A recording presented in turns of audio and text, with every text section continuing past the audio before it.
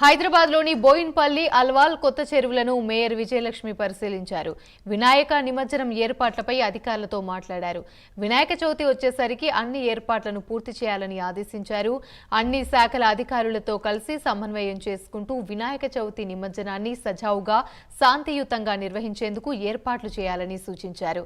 ఇక చెరువు వద్ద ప్రోటోకాల్ విషయంలో జీహెచ్ఎంసీ అధికారులపై ఆగ్రహాన్ని వ్యక్తం చేశారు. Today, where are they? Rampage.